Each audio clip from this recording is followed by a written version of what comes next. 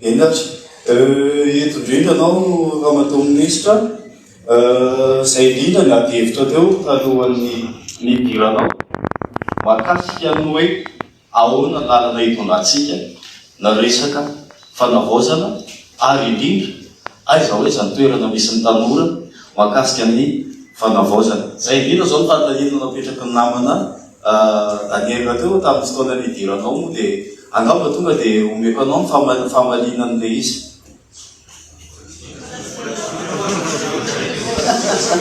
Mbola tsy vita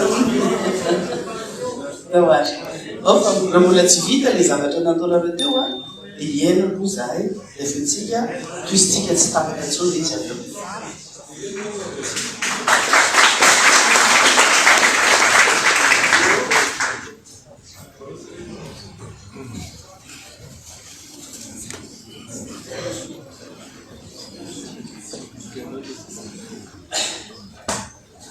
Madame le ministre miarabanao, tsy favao aminao ngamba ny endriko Daniel.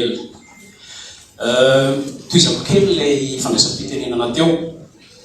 Raha fantaritsika ho any, efa tsisy miafina tsoa moa zay fa zay zava-misy. Ny FFKM no mandaten'ny fanjakana hitarika ny fanavaozana. Tsisy adihevitra ny amin'iny.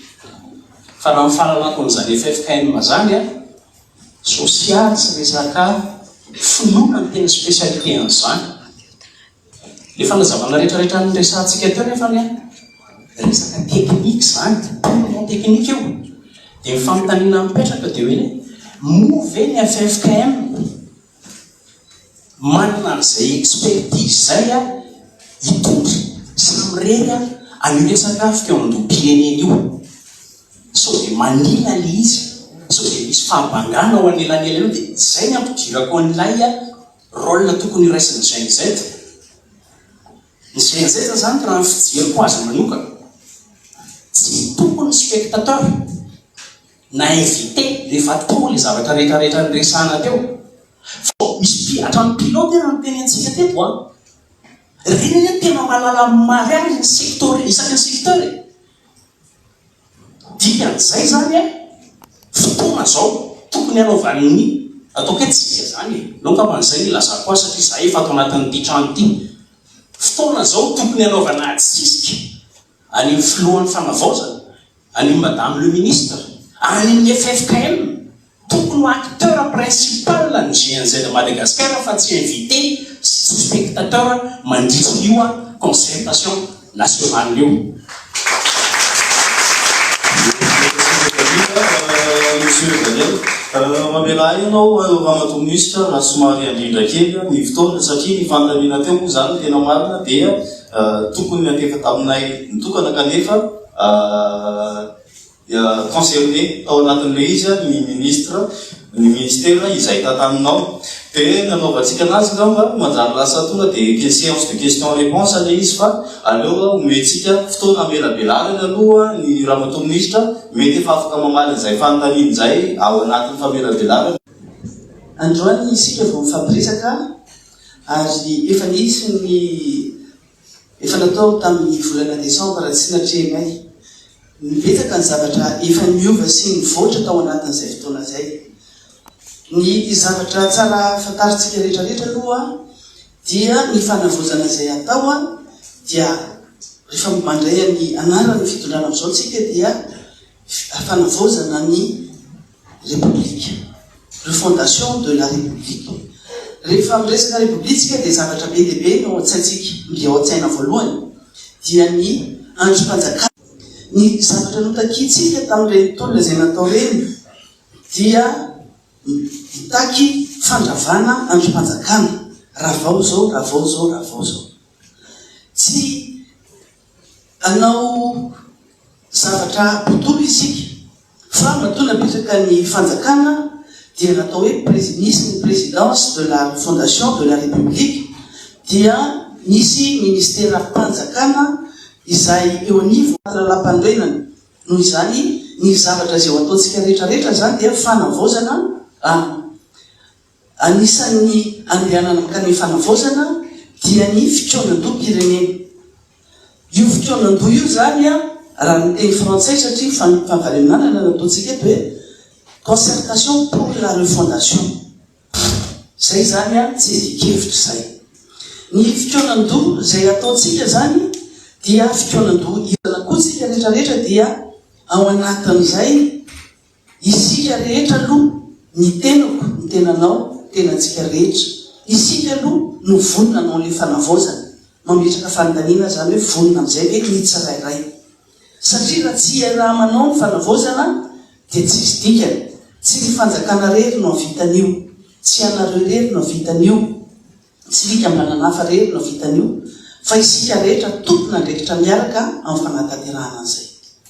Inona raha le fanavaozana le andrasana efa nyteneniko teo hoe refondation de la république fanavaozana ny république fikonan-doha zay ny sisa rehetra dia anampy azy amin'ny fanatanterahana an'izany fikonan-doha zany satria ho iaho hoe ny fanavaozana dia raharantsika rehetrarehetra fa tsy maintsy mandalo fikonan-doha kosa isika rehetra mba hahafahantsika mandeha amin'izany fanavaozana zany. Tsy vita moramora zany fa ny zavatra ngezabe zay zaraiko amintsika eto fotsiny dia hoe ny fikonan-doha zay ho atao dia ilana fimiavana politika aloha. Zay zany no mahasamihafa n'ilay fikonan-doha natao tany aloha tany. Nisy réconciliation nationale, nisy dialogue national, nisy médiation, nisy karazana assise, nisy zavatra national be dia be natao tany aloha tany.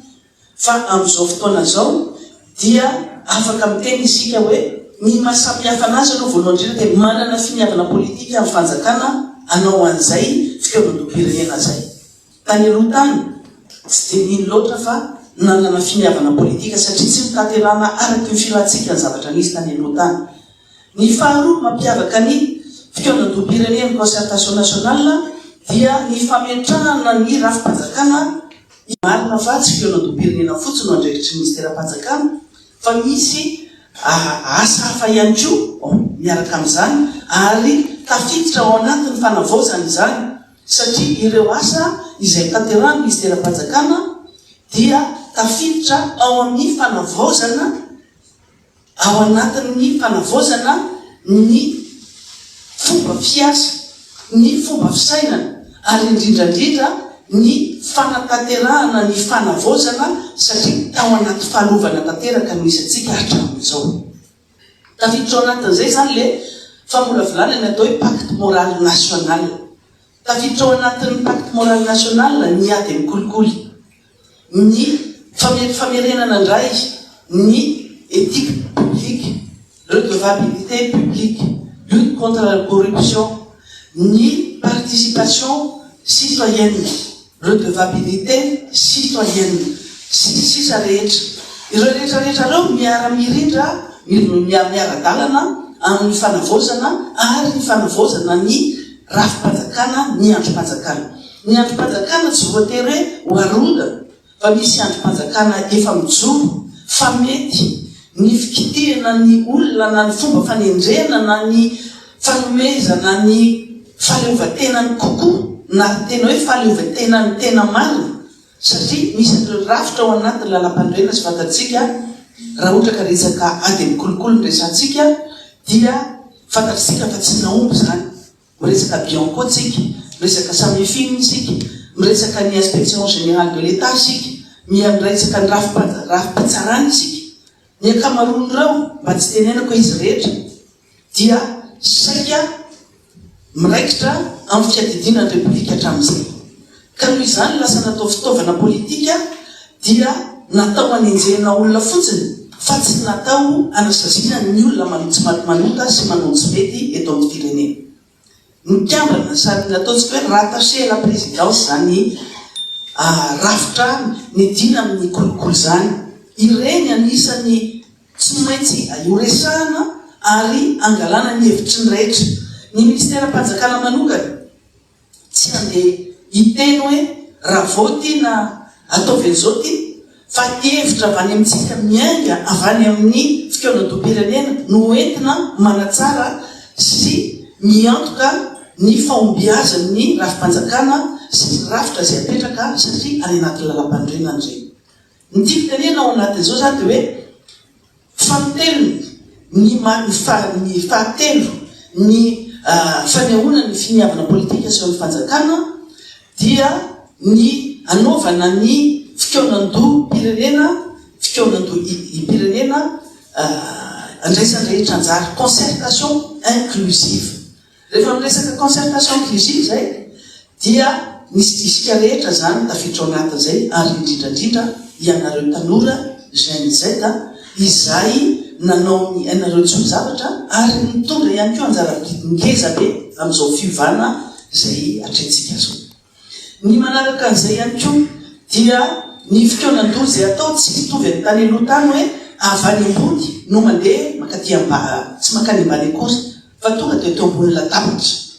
Raha nanao réconciliation nationale na concertation nationale zay nazianarany tany aloha tany tonga dia afa tia amin'ny fiadidianan'ny république tany amin'ny présidence dia efa nisy volavolan'ny zavatra navoaka ny avany na hevitra na lalam-pandrena na inona zany dia tonga dia nentina teo ambony latabatra dia nodinian'ny olona zay voafantany zany hoe exclusive zay olona tiana natsona ny natsona dia ireny no nandray anjara na teny SSI vato na tany amin'ny toeran-kafa dia solotsolona olona tsy mahasolony rehetrarehetra no tonga nanapaka an'izay zavatra tapahana dia hitatsika fa tamin'ny ankapobeny dia tsy niresaka mahakasika ny fiainana manontolo. Aloha resaka fiainana manontolo sika dia ho resantsika ao anatin'ny fikeonan-doha-pirenena ny resaka ekonomika, resaka ara-sosialy, ny resaka kulturaly, resaka mahakasika ny fampianarana, mahakasika ny fahasalamana, ny fiainantsika andavanandro, ny système éducatif sy ny sisa rehetrarehetra maro samihafa. Maro ny tematika hoentinay ho atolotra volavolana tematika fa ny anareo mpandray anjara sy izay mpandray anjara isaky ny sokajany fikeonan-doha no hitondra sy angataka ihany koa hoe ity mangatanay hodiniana mandritra ny fikeonan-doha. Mahasamihafa ho ny fikeonan-doha izay atao amin'izao fotoana zao dia avany any fotony miakatra aty ambony. Miany fotony izay resana dia miala any fokotany ataony hoe any amin'ny niveau communautaire, any fokotany zany dia miakatra aty amin'ny commune, miakatra district, miakatra ny faritra région, dia ny fikeonan-doha nasionaly eto Antananarivo zany no anaovana an'izay.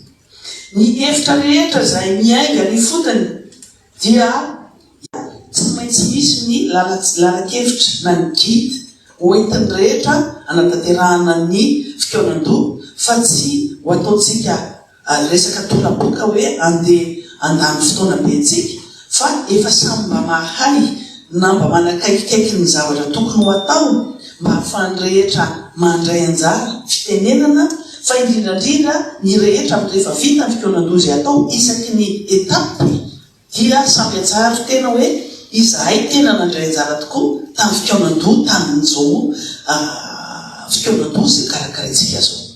Ny hevitra rehetra zay hoentina dia arovan'ny olona mitondra an'izay hevitra zay na fikambanana fa tsy misy hevitra tonga dia hoentina avy aty ambony ohatra ny taloha ka hoe io tsy maintsy tanterahana na ekena fa ny avany ambany no aravina atao izay atongavany iny aty amin'ny fikeonan-doha-pirenena tsy very ny hevitra eny tenantenany eny fa ampiasa ny teknôlôjia isika ary ianareo tanora indrindrandrindra mahay mikirakiran'izany sady ahita ny mangarahara amin'izay lafin'izay hoe iny tokoa le hevitra miainga tary tonga ty amin'ny fikeonan-doha-pirenena tsy very tsy misy sanatry ny vava ohatran'ireny mangara-bato reny hoe afa no fidiana afa no mivoaka ty ambotiny ety fa isika rehetra no andraindraikitra ao anatin'izay. Ny ankoatran'izay dia ny fanjakana no miantoka ny mahafanjakana anazy hoe fikeonan-doha-pirenena, fikeonan-doha karakarain'ny fanjakana izy ity tompona ndraiky tanteraka amin'izay ny fanjakana amin'ny lafiny rehetra fa ny FFKM izay resana teo moa zany dia hoe mitarika diriger fa ny mahatonga ny FFKM ho eo efa fanapa-kevitra niraisiny ny fanjakana amin'ny alalan'ny filohan'ny PRRM, filohan'ny fiadinan'ny repoblika, ny anomezana ny fotoany ny fitarihana zany mpionandoha zany ny FFKM, dia zay no hoarahany rehetra fa ny ministera-panjakana kosa no miantoka ny fandraisany rehetra anjara na ao anatin'ny FFKM na tsy ao anatin'ny FFKM na entité hafa, ny entité traditionnelle andray aman-dreny ara-drazana, ny finoana hafa, ny mpandray-anjara hafa izay manana zany fahaizana izany averiko ihany hoe tsy maintsy hofanina ary hevitra iray, lalan-tsaina iray, fomba anankiray no entina manao an'izany fikoanan-doam-pirenena zany, tsy hanoloana na iza na iza ary tsy hanerena ihany koa izay hevitra rehetra mivoaka, fandravonana ny hevitra ara-pomba manaraka ny ary tsy maintsy misy ny fijerena any amin'ny fotony ny zavatra rehetrarehetra, ny filana, ny zavatra takiny any amin'ny toerana tsirairay, dia tonga dia izay no anazavako hoe tsy maintsy nanao fikoanan-doha savaranando izahay tamin'ny toerana vitsivitsy, kanefa nahafahanay nanao soa-kevitra hoe any amin'ny toerana toy izao dia izao no zavatra misy any, nanao ny diagnostika rehefa hitsabo olona dia tsy maintsy manao diagnostika aloha, manao analyse, manao radio, manao ino zay vao miditra amin'ny fitsaboana. Isika koa torak'izany tsy maintsy fantarina aloha manahoana ny zavatra misy amin'ny toerana anaovana an'ilay fikoanan-doha, ahoana ny fihetsiky ny olona, comportement ny olona, inona no zavatra andrasan'ny olona, les attentes, ahoana ny fomba hitondrana ny fikoanan-doha any. Iza daholo ny olona tsy maintsy ontsoina amin'ilay toerana ireny. Amin'ny ankapobeny efa hitanay ny olona ny olana amin'ireny toerana ireny dia ao anatin'ny fandaminana rehetrarehetra isika amin'izao fotoana zao. Ka manomboka amin'ity taona ity, taona 2024 dia atao hoe taonan'ny fikoanan-doham-pirenena. Fikoanan-doham-pirenena ilay resantsika io iny zany no malaza anazy concertation nationale, fa misy concertation au niveau communautaire, au niveau communal et district, ary au niveau régional et au niveau national. Rehefa anao an'izay tsika amin'ity taona ity dia mila filana maro samihafa zany, mila fikarakarana manokana zany, ary ny fikarakarana, ny préparatif ny tena ny lehibe indrindra, satria raha tsy karakara isika dia ratsy ny zavatra izay ho atao. Ny fanjakana mifandamina amin'ny mahafanjakana azy, satria misy ny fiadidinan'ny ny fanavaozana ny repoblika, misy ny primature, misy ny ministera-panjakana, dia ireo anankitelo ireo no miara-miasa mametraka ny stratégie rehetra izay iara-manapaka, fa indrindrandrindra ahafahana mijery inona ny filana ao anatin'izay sy hiantoka zay filana anatin'izay. Ny filana voalohany aloha dia ny olombelona aloha izay anatanteraka zany fikoanan-doha zany. Mila olona marobe isika raha manomboka hatrany amin'ny fokotany avy amin'ny hatraty amin'ny faratapony aty, amanalina ny olona ilaina amin'izany. Mila ny filana ara-teknika isika, ary zay minaovana ny fanofanana dia bebe ny zavatra ilaina zany, ary eo ny ilaintsika ny expertise ny tsirairay, ny fahaiza-manao ny tsirairay. Rehefa hita zany ilaina ny sociologue, ilaina ny économiste, ilaina ny mpitsara, ilaina ny olona tsotra fotsiny zao, satria ireny no matsapa ny olana any amin'ny fokotany, ary manana ny vahaolana ihany koa izay avoakany ahafahany mampadroso ny fiainany sy ny fokotany izay misy azy. Rehefa mandroso ny fokotany, mandroso ny commune, dia mandroso ny district, miakatra arak'izay daholo. Ilaina ny tanora, satria ny vahoaka malagasy dia ny tanora zao no betsaka indrindra. Afaka taona vitsivitsy zany dia ianareo ireo no tompona andraikitra sy andraindraikitra amin'ity firenena ity. Mila tsara homantsika rehetra ao anatin'izay. Fa ny tanora koa tsy manana asa indrindra fa ireo navita fianarana, tsy maintsy anaovantsika kao fikoanan-doha zany. Dia tsy ny olona efa antitra sanatria mivavana olona tsy malala ny marary anareo no andeha anapaka eo amin'ny toeranareo fa ny tanora malala ny marary azy ary izy ihany koa malala ny vahaolana izay ahafahany mivoaka ao anatin'izany olana zany. Dia filana manaraka ny ara-teknika fa resaka teo tsy maintsy manaraka ny logistika. Logistika ina daholo ny ilaina amin'izany, mila fiara zany, mety mila tentitsika satria ny toerana anaovana fikonan-doha tsy voatery izy trano lehibe ka ahafahan'ny olona rehetrarehetra ohatr'izao mivory zao. Ndraindray eny mety eny ambany ravikazo na eny ambany kily, eny ambany hazo eny no anaovana fikonan-doha satria tsy vonona amin'izany anaovana fikonan-doha anaty trano zany amin'ny toerana rehetrarehetra. Mety aty andrenivohitra misy tranopokon'olona na misy palais des sports na mahita trano akany ahafahana manao an'izany, fa any amin'ny toerana maro samihafa any na tranopokon'olona raha mety tsy misy kanefa ny tranopokon'olona matetika dia anivon'ny commune. Any amin'ny fokotany tsy anana mihitsy trano anaovana an'izany fikonan-doha zany. Mety ny fiangonana ary zay ny ilaintsika ny fiangonana satria ny FFKM dia io aloha zany no azontsika lazaina hoe manana ny autorité morale, tsy azon'izamiza laviny autorité morale an'izany ray aman-dreny fiangonana zany pasteur, mon père, monseigneur zany na tsy mitovy finoana ary dia mipetraka foanafoana naiza naiza. Anisany isafidanana ny FFKM zany. Fa ny FFKM no manerana ny manenitra ny Madagasikara manontolo ny fiangonana any amin'ny toerana rehetrarehetra any dia manana olona ihany koa izy azo ny alaina hitarika ny fivoriana ny fikonan-doha ny resaka madinika izay atao.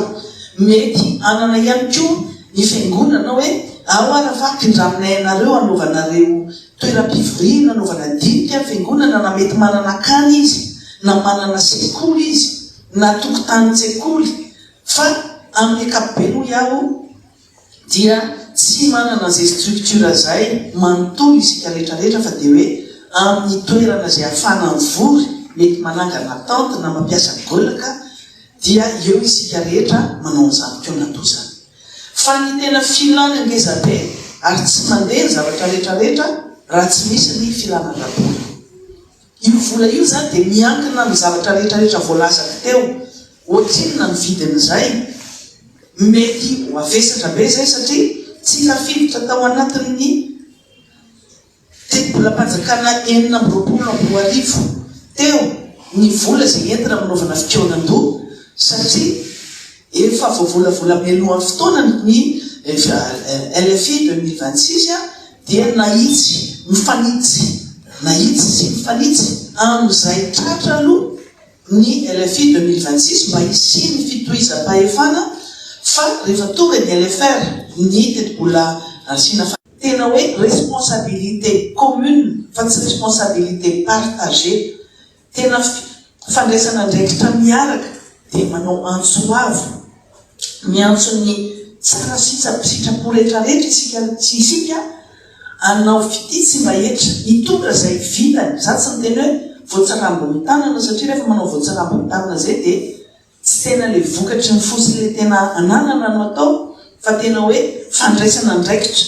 Misy olona mety tsy anana fotoana, tsy anana aina na tsy anana fahafahana anao an'ilay fikonan-doha hiteny na andeha amin'ny toerana lavitra fa ozy izy hoe ity ampindraminay anareo fiarakodia ohatra ahafahanareo tondra ekipa mandeha makare, iny misy bicyclette, iny misy moto, iny misy vary, iny misy vola, misy an'izao rehetrarehetra ahafahantsika manatanteraka an'izany ahitana fa isika rehetra no miara-mientana anao an'izany fikonan-doham-pirenena zany. Fa indrindrandrindra ho antsika malagasy fierté nationale ity fikonan-doham-pirenena ity. Mahomby ny fikonan-doha izay ataontsika rehefa isika rehetra no mandray andraikitra sy mandray anjara. Rehefa isika rehetra no manapa-kevitra hoe engagement zany izy ity fanolora-tena sy fanapahan-kevitra andeha anao fikonan-doham-pirenena mba ho anatanterahana ny fanavozana tadiavintsika rehetra. azonareo ngamba hoe zavatra sarobidy amintsika ity fotoanandoa hafa ny tany aloha ty dia tsy teny fotsiny tsika hoe aiza toeranay ahafahanay manao an'izao fa ny voalohany indrindra aloha hoe vonina anao an'izany fotoana dom-pirenena ary indraindraikitra amin'izany fotoana dom-pirenena zany. Rehefa vonina amin'izay dia inona amin'izay ny anjara biriky hoentiko ao anatin'izay? Ny fahaizako ve? Ny saiko ve? Ny fananana izay azoko mena ve? Ny fitaovana izay azoko mena ve? Zany rehetrarehetra zany no fanehoana fitiava-tanindrazana ary fitiava-taninjanaka ho antsika rehetrarehetra. Sarotiny amin'izany tsika rehetrarehetra matoa ny joro tamin'ireny fotoana nanaovana an'ireny tolona izay natao reny dia mino fa tao anatinareo tsirairay izay fitiava-tanindrazana zay ary ho fanakaterantsika rehetrarehetra an'izay fitiava-tanindrazana zay, ho fanehoantsika zay fitiava-tanindrazana zay no andraisantsika anjara sy andraikitra ao anatin'ny fotoana dom-pirenena. Eto zany dia ho an'ny tanora, ho an'ny satria isorana ny collectif du mouvement Gen Z izay nanasa androany initiative tsara zay ataonareo zao. Kanefa tsy vitany androany fotsiny fa zavatra mitoy io na efa tafapetraka ary ny olona zay tondra ny firenena ao aorianany fotoana dom-pirenena, ao aorianany fifidianana ny lalam-panorenana vaovao izay andianantsika any amin'ny repoblika faty. Tsy maintsy arovana ny zavatra vitatsika sy azotsika mandritra n'izao fotoana dom-pirenena zao.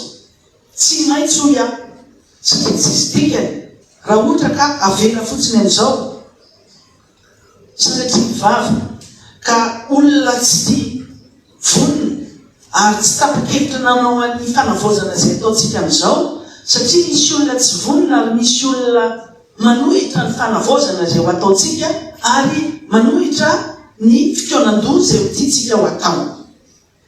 Izay olona rehetra manakorotana ny anaovana an'izany fotoana dom-pirenena zany sy manakorotana anaovana izany fanavaozana zany dia fahavalon'ny fanavaozana sy fahavalon'ny olona te handroso sy hanavao ny firenena. Rehefa vita hoy ny fotoana dom-pirenena satria inona ny tanjona tadavintsika dia efa voalazako rehetrarehetra teo fa ny andravonana ny hevitra rehetra mivoaka avy eo amin'ny fotoana dom-pirenena dia entitsika mandrafitra amin'izay lalam-panorenana vaovao. Ary io lalam-panorenana izay vaovao ataontsika io marina fa misy ny standard international universel hoe tsy maintsy ohatran'izao ny tao anaty lalam-panorenana io iraisam-pirenena ho an'izay firenena manana lalam-panorenana fa misy ny zavatra maro azontsika ampidirina ao anatin'ny lalam-panorenana. Eo zany no tenenako hoe azo ampidirina ao anatin'ny lalam-panorenana ny hevitra tiantsika ho arovana mandritra ny fotoana maharitra. Ohatra matoa ny firenena ny ivelan'ireny tafavoaka ary mandroso. Nisy firenena efa taty aoriana be taty miaraka ta Madagasikara efa lasa lobe lasa puissance mondiale économique. Fa isika tavela ohatra zao dia satria tsisy finiavana politika teto Madagasikara fa ny tsika tsy mba nanana an'izany atao hoe vision à long terme, très long terme zany. Vina lavitrezaka, tena lavitrezaka. Raha ohatra ka mahakasika ny fianarana fotsiny, système économique, système éducatif, isaky ny miova ny gouvernement na miova ny filoham-pirenena dia miova ihany koa ny rafim-pampianarana dia tsy mitohy mihitsy n'ilay izy fa isaky ny miova zany dia miova dia tsy misy continuité mihitsy dia manandrakandrina foana mikasika ny fampianarana dia fantatritsika mitohy hatreny amin'ny université zany dia lasa zavatra tsy tena filana ny tena zavatra misy fa zavatra arakaraky ny zavatra tiany le mpitondra fanjakana. Azo ampidirina anatin'ny lalam-panorenana zany. Tsy zahay nefa no hiteny hoe zao tsy maintsy ataonareo hevitra entina midinika zany zavatra zany.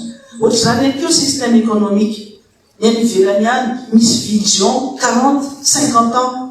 Niza mpitondra eo manaraka an'izay daholo ary manatanteraka an'izay fa tsy hoe isaky ny manao fifidianana dia hoe misy projet de société tsy tena mbola projet de société koa ary ny sasany fa dia arakaraky ny hevitrany arakaraky tsy ny hevitrany arakaraky ny ina moa zany ny dandikanana zany hoe humeurny arakaraky ny fa inona fiteniny zany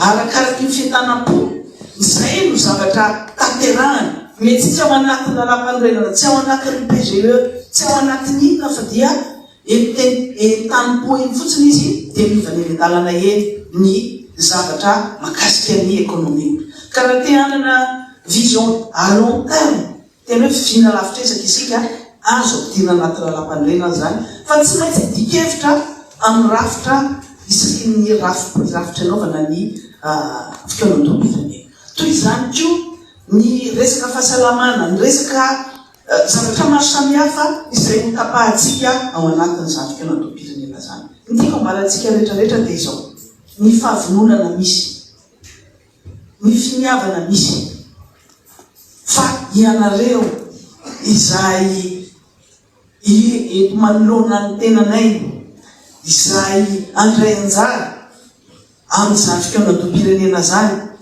ametrahana fanontaniana hoe ahoana tokoa momba zany efa isorana fa be dia be ny hevitra avy aty aminareo efa nisy namety document ahafahana mamolavola zavatra azo entina fa ny fikaonan-doha zay ny zavatra rehetra zay tsy maintsy atao kosa dia tsy maintsy tenerana tsy maintsy tenerana fa tsy isy intsony araka ny teneko hoe misy parachutage na isy hoe fanerena hoe miimposé fotsiny ohatr'izao hoe izahay atao amin'ny fikaonan-doha paritra ny tonga dia anao sanatry ny vava anao ampirehetra hoe ny anay tsy maintsy resana ato fa tsy maintsy tenerana zavatra atao noho izany zavatra resako rehetrarehetra zany dia izao misy ny olona atao hitarika miaraka amin'ny FFKM misy ny olona atao izay andray anjara amin'izay tematika rehetra izay atao mpandray anjara zany dia eto zany dia efa miteny ny olom-boafidy rehetra na izy amperinasa dia tsy mahazo mitarika ny fikaonan-doam-pirenena mba tsy bolika ny zavatra atao mba tsy ho hevitra sanatry ny vava hevitra politika an'ireny olom-boafidy reny no entiny amin'izany fikaonan-doam-pirenena zany mila neutralité tsy fitanilanana miatsy na miatsy ny fitarihana zany fikaonan-doam-pirenena zany izay anisany tadiavina amin'ny FFKM ary hitany amin'ny FFKM zany satria afaka mitazona an'izany ny FFKM hoe tsy mitanila amin'ny antoko politika na amin'ny antokon'olona manokana fa tena hoe hitarika an'izay fahamarinana zay ary hitandro an'izay tsy fitanilana zay izy ihany koa ny FFKM ndray aman-dreny azafady ray aman-dreny afaka hitaraina na raha ohatra ka amin'ny fiainana andavanandro afaka mampiavana zany ray zany FFKM zany toy ireo ray aman-dreny ao anatin'ny fiangonana hafa ny fanatanterahana sy ny pitsopitsony rehetra nefa tsy androany no resantsika zany ianareo mitaky ary maniry ny hitarika dia zay amin'ny ambakovanginy ny zavatra tsara fitaritsika makasika ny fikaonan-doam-pirenena zany ny fanontaniana zay ho ataonareo rehetrarehetra rehefa aveo dia manodidina an'izay zavatra voalaza rehetrarehetra izay fa ny aveko foana ny toerana misy anareo mouvement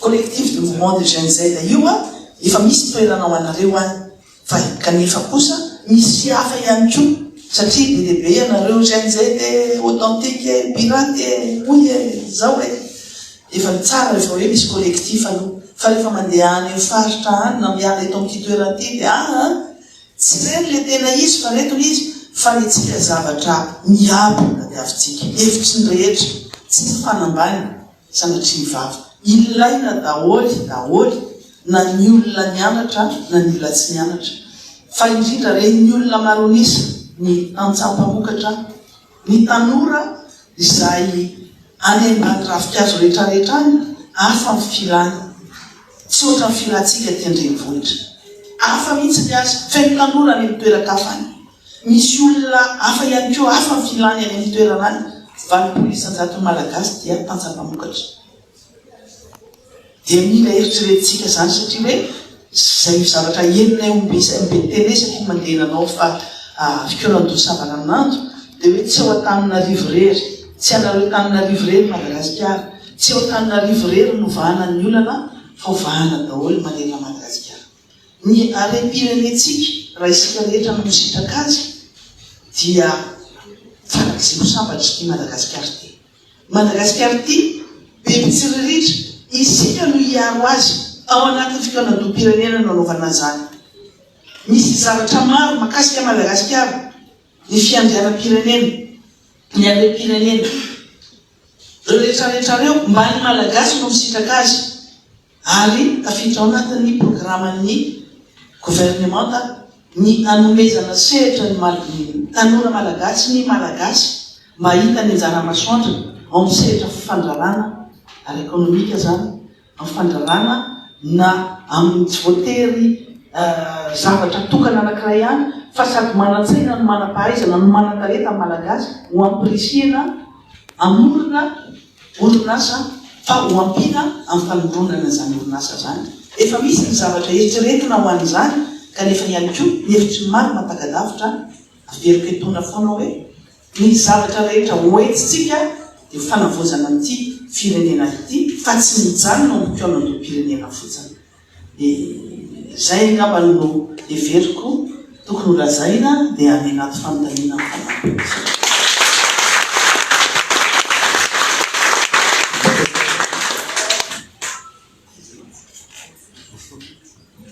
Mankasirika indrindra ramatoa-ministra nitondra izay fanazavana sy famelabelarana mahakasika ny hitondrana ny fanavaozana izay. Tsy toy izao fandaminana fotoana rarotona moa ny azahoana ny ramatoa-ministra fa ny fandaminana dia izao afaka mametraka fandamintsika fa zao anaovana anazy zany fandaminana dia pôzy kely aloha ny ministra anao presy ao ivelany ao dia avy eo tsika miverina ikany verina manao ny question réponse. Izy io misy lafamotelo ny hitatsika maso zay efa mpandrindra ny fiarahamonina ny fotony dia nitagalamena zay zany tsy avidivirana misy isan-karazany nanaran'ireo isan-tanàna misy an'izany par district misy an'izany ary efa mijeretsika ny amin'ny lafin'ny fanjakana dia misy ny atao hoe royaume talohan'ny nahatongavany colonisation 1896 ary talohan'ny 1896 nisy ny tentative de réunification de Madagascar nisy fifamonoana tamin'ny royaume isan-karazany ary mbola ratra mipetraka izany zavatra rehetra zany no anisany mahatonga ny fitarany problème isaky ny folo taona isaky ny fito taona isaky ny 10 taona eny an-dalambentsika ankehitriny noho izany mbola misy any ireo zay efa lasa nefa tompona fanjakana ireo mpanjaka tsirairay ary miresaky ireo any anatin'ny ofy miresaky ireo aminay zany sy taranany hoe zao tokony ataonareo ireo misy zany télécommande eto amin'ny Madagasikara to fa tsy zay tonga ohatranareo dia ndio ataonareo hoe anaotsika andehanao azao dia izao no atao azao no atao apetrako zany le fanontaniana hoe ireo olona manana télécommande ireo rehefa tsy raha itsika dia on est à la rue à chaque 10 ans 57 ans dia asio zany ny considération andreo mpanjaka tangalamena andray araka zay efa namen'andriamanitra anazy tamin'ny nisy ny republique andray andraikitra izy ary zany mifametrahany fiarahamonimbahoaka azy Mankasiraka indrindra ny fantaniana ezahantsika tena fitiana ny fantaniana satria mbola maro isika no te ametraka fantaniana ety anoloana dia mba izahana fitiana anatin'ilay ray mitra izy satria mbola misy ihany koa fotoana amaliny ministre miraikitra ny fanavaozana ny fantaniana atsika. Raha vao mihoatra zany le ray mitra dia tonga dia ho tapahaka le izy satria aleo vezahantsika fitiana le izy.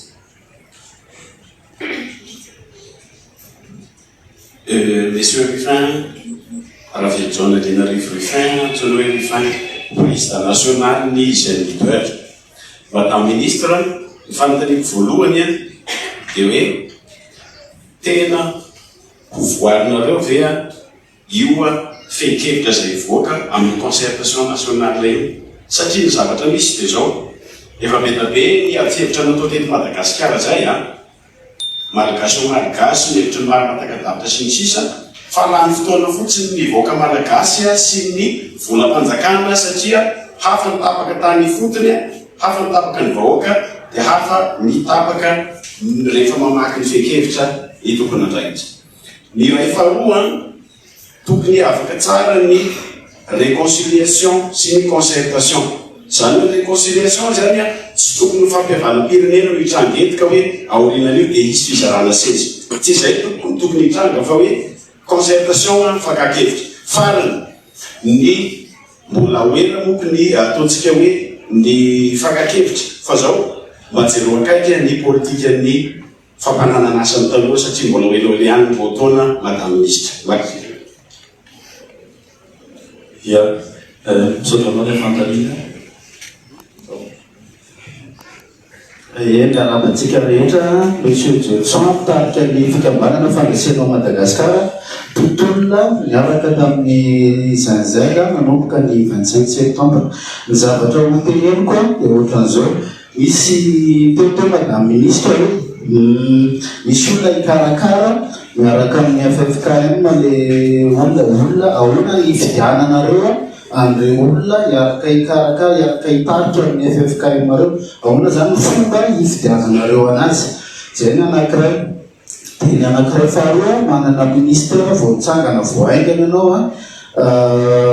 ahoana no fomba nanendrenao an'ireo olona hiara-iasa aminao reo aiza hoaiza ny placen'ny mpitolona tompoko satria tsy mpitolona rehetra tsy hoe mpianatra daholo fa misy olona efa be lehibe manana diplôma manana expérience aiza hoaiza ny placen'ny mpitolona zany ao ministera tantanarano. Ny fanontanianako fahatena amin'izany Madagasikara nanomboka mihitsy tany amin'ireo garage dia efa niaraka mivory taminareo foana ary nanana tsangakevitra napetrako foana hatramin'izay nivonina rehetrarehetra dia ny fialana tamin'ny fialana aby rafi-panjanahana izay any no vahaolana eritreretinay fahaomby eto amin'ity Madagasikara ty satria tsika nandritra 5 taona niara niasa tamin'ny fiantsay foana tsikatsika zay voka tompoko. Episode rehefa dinihako le izy ohatra sarotsarotra ihany mamitana amin'le fantaniana anatin'ny 9 minitra fa pitsika 30 seconde zany ao arinan'izay tena tsisy fahateferana tsony saotra. Augustin injugé amin'ny fikambanana satra sehatra naisan'ny tanora rehetra rehetra fikambanana mavondra tanora rehetra eto Antananarivo sy any amin'ny faritra gn'any menaka. Iaratsika malala fa mbola tsy ravana no androm-panjakana misy zay hitantsika hoe ataoko hoe corrompu. Misy koa reny be ny tanàna le any mbola hitantsika hoe be tanàna le corrompu teo aloha. Ireo chef tany zay mitendreny dia be district dia corrompu koa nefa tsika nao zao fiona zao fantenepetraka hoe inona ny garant na iza ny garant satria mbola ambany ravikazo any mbola fiancé le olona manana fahefana nefa tsika fahiroso manahy any hoe hevitra reo olona reo foana ny tonga aty fa tsy tena hevitra liagary ataoko hoe ambany ravikazo any. Toy in'izay mbola mifandray n'izay foana resaky hoe ataoko hoe mialatsiny aho tsy hoe manambany any amin'ny ravikazo tsy ambola malalavitra ny sainy fahalalana izay tokony ahafana ataoko hoe manarokevitra le olo ambany ravikazo any nefa ahoana zay zavatra zay na hiady-hevitra raha-tsy hainao na hiresaka atsika hoe tafederaly tsisy raha hainao mikasika an'izany nefa reo mitavandraitsika no apoitra zay hevitra zay farany tena farany mikasika ny kany menaka ao satria mpanararota zay io miangabo zay madame ministre rehefa misy atao amin'ny faritry menaka mba antenareo ny gnatena agnaraky menaka satria zay fa voa tamin'ity fitolana fanavaozana ty manendrona nareo any tsy mahay antany io asainao madiany misy an'izany directeur général mine commerce tourisme tout tsy saotra. Miarabantsika rehetra nanaraka fanofina ny fikambanana loko Madagasikara sady tanora jeune efa atao hoe teo ihany koa teo aniva ministera zay tsy tolonoko anarana. Fantanina madame le ministre Nandresan'any teninao teo hoe ny famila belariny hoe ny olom-bofidy tsy ho ampandraisina anjara amin'ny fitariana le concertation. Fantaniko mety mahitsy mivatana aminao hoe aolana zany ianao zay olom-bofidy ho lasa olom-botely nefa ianao no mitarika le concertation zay fantatra ihany koa ho atoatolo politika avetsy ianao. Ao amin'le satany tena tiako tsidina hoe sady ianao madame le ministre hoe mametraka an'izay sady zay hoe raha tena république fahadimy madio tena tanjona dia nareo rehetrarehetra zay ao natao fahefanam-panatanteraka ao anatin'ity fanavozana ity dia tsy andray anjara intsony amin'ny fifidianana manaraka amin'ny resaka hoe fahefanam-panatanteraka zany fa raha tena hoe fitiavan-tanindrazana hifantoka amin'ity concertation tianareo. Ny fanontaniako faharoa ny fahitako anazy satria za koa fa araka teneniko teo takeo niveau ministère ny concertation atao privé modomodo atao sa tenao atao toreo karazana dinika maro samihafa hitantsika hoe dinika mahafanavozana ny oratra ny serasera ny économie dia efa makamaka sary io efa hita tamin'ny Facebook dia efa mety zay fa tenao atao ve dia ho an-tanàna tokotsona to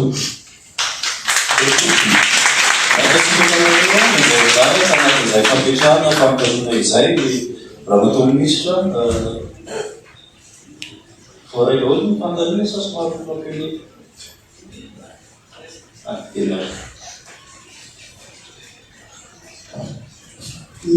efa aloha zany tsara anaovana présentation anareo ireto olon'eto apetiky reto miavaka-miavaganana jeanzay anivaratra tany ary nandray tolanao tolona be nataiza mety tsy ny société izy tokony andraikitra ao anivony ministère izy ny ataoko vanako ihany koa maro aminareo fa mahafantatra anazy ihany koa tokony andraikitra taleo anivony ministère mpanjakana tonga zany dia efa mamaly avy hatrany hoe ahoana moa ny fomba fanendrena an'ireo olona reo ny ministère mpanjakana aloha voalohany indrindra dia tsy ministère natoko politika zay ny ministère mpanjakana raha izaho manokana matoa zany namaiky ary tsy ny salasala amin'ny fandraisana ny andraikitra angizabe toy izao makadiry be ny zavatra miandry tsy miandro ny tenenina akory hoe ianao mila mampiseho sy mila miasa ao anatin'ny tsy fitanilana